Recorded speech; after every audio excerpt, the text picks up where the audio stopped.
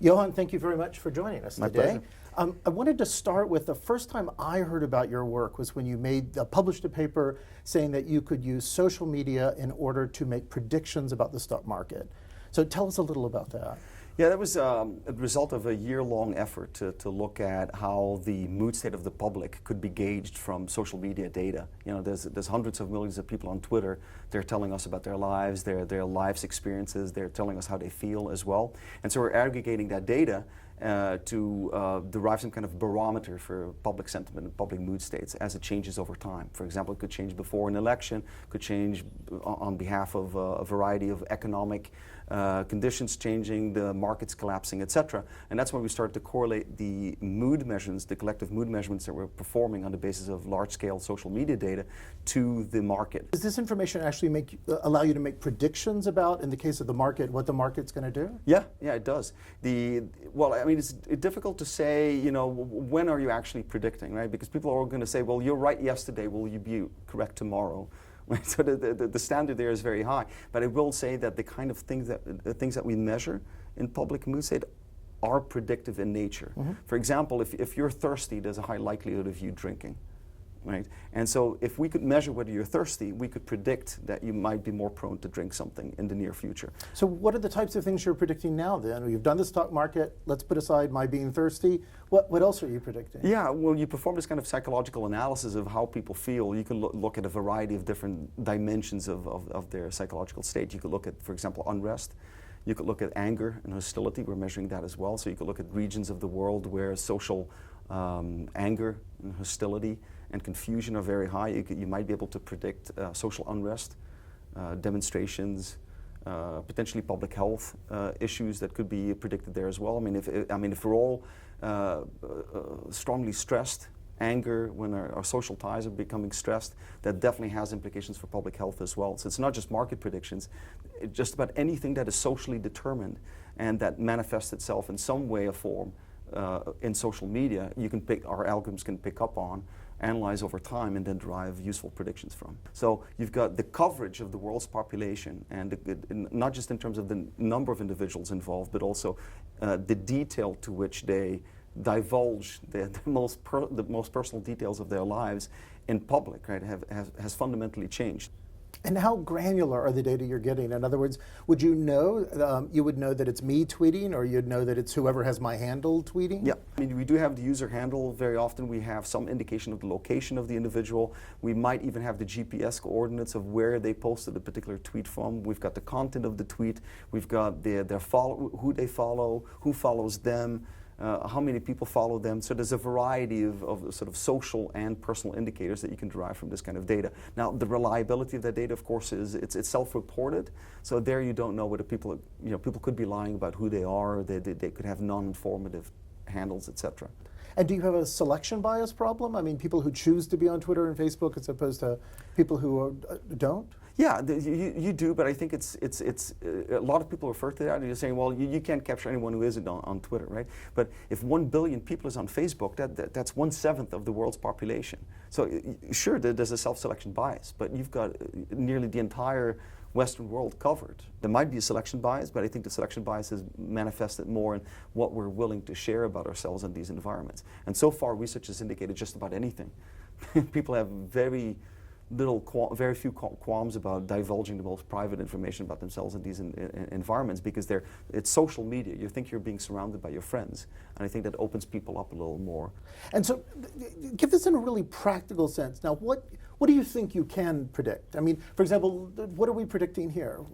Yeah, on this graph, what we're showing is that we're looking at a community of investors. So these are people that have given us indication that they're interested in investing. So we limit it to that group, and of course, that the little bit of the secret sauce of the startup and the technology, is encapsulated in that statement. So we're looking at people who've given us the computer some indication they're interested in investing. We start to track them longitudinally. So we're looking at whether they're becoming more clear-headed. In this case, this is a measure of confusion. Mm-hmm. They say that the market's driven by fear and greed. Right? So we're measuring fear as well. We're certainly measuring greed as well, but also clear-headedness and confusion. And how about in healthcare? I know you've been doing some work as well in trying to with applications in public health. Do you want to explain about those? Yeah, it's, the reasoning here is that when people are on social media and they're telling us about their daily lives, they're also going to tell us about health issues, right? Like, I've got a headache. I've taken, like, a colleague of mine, Louis Rocha, is actually working on a project where they're looking at drug interactions through what people report on Twitter. In our case, what we're interested in is mental health. Because a lot of mental health is associated with mood disorders. For example, depression, bipolar syndrome, etc. Those are mood disorders.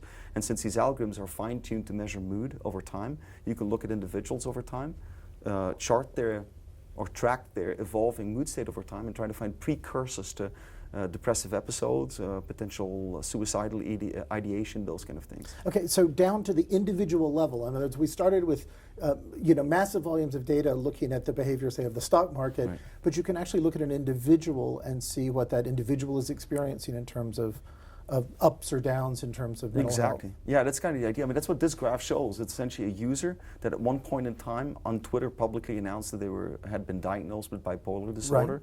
Then our computers picked that up. We took the Twitter handle, downloaded all of the tweets that individual had submitted to Twitter over the past 2 or 3 years, and then our computers went to work looking at every single tweet, looking for indications of a particular psychological mood state that was evinced by the wording of that tweet. And then you can chart that over time. You end up with a timeline like this, where you can clearly see that this individual went through episodes where their mood was a lot more manic and had much greater variance, and then very silent periods where presumably they might have been more depressed. Right. So where's your research going next? What are you looking at next? Well, you know, honestly, I'm actually a big proponent of, well, one's called a proponent, but of the notion that wearable computing is going to be big. Right. So this whole notion of the Internet of Things. And that automatically means that there's going to be more of an egocentric aspect to the data. You know, if you look at the iWatch, apparently, you know, it was going to be instrumented to measure your pulse and potentially your blood pressure. I know that the oxygenation of your blood can be measured like that as well. So we're going to have a whole bunch of sort of physical, emotional, and psychological measurements occur in the next 5 or 6 years that are essentially generated by the computers that we wear on us. This will be data generated by our environment, by the chair I'm sitting in, the watch I'm wearing, the glasses you're wearing, not just the cell phone, just about anything that we wear on our bodies that will help us to live. And is it going to be key that the data remain identifiable in terms of, if not to a specific person, at least to the same person? To some degree, that would have to be the case, right? If I'm wearing this watch, it's been on me for the past 2 years. So it's my watch, and it's perfectly identifiable as my watch. And so the data generated by that watch, if it would be out there in the ether being shared, for example, with my computer, or with my cell phone, or with my jacket even, or with my shirt, or your glasses, right? If you end up with the Internet of Things, all of that data is going to jump from between a variety of different wearable computers, if you will, and that data will get shared and it will be identifiable. Well, it's clear there's going to be plenty of work ahead for you to do, and also, it looks like there's still going to be a fair amount of work for people like me to think about law and policy around these issues as well. So. I think that's where there's going to be a lot of public discussion. We've seen it with sort of net neutrality. I mean, the people are really waking up to the idea that it's all good fun to be on Facebook and social media, but there's tremendous social and legal implications for, you know, who owns the data, where does the data go, how is that data being archived. And so, yeah, I think that there's going to be a lot of discussion about the social, financial, and legal implications of all of this technology. It's exciting to hear you describe it, because it seems like both at the high level, at the macro level, at the potential for things like medical research, for fighting terrorism, for making money, for doing all sorts of things, but also at the individual level, that the data might actually be used in ways that would make predictions or would facilitate making my own life easier or better or longer, if you will. Yeah, hopefully not just easier, but better as well. Right.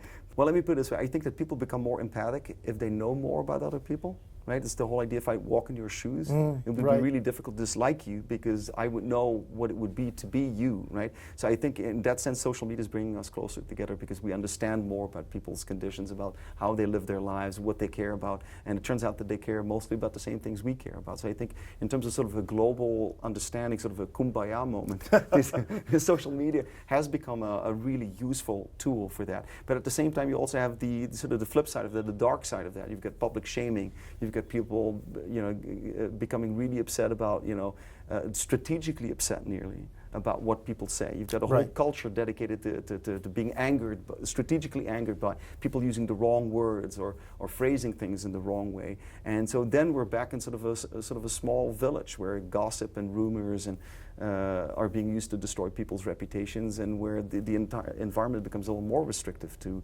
personal well-being and freedom. And so my hope is that the algorithms that we work on will have more of the former and less of the latter. Well, I hope you succeed. Thank you again for joining us. Thank you, it was a pleasure.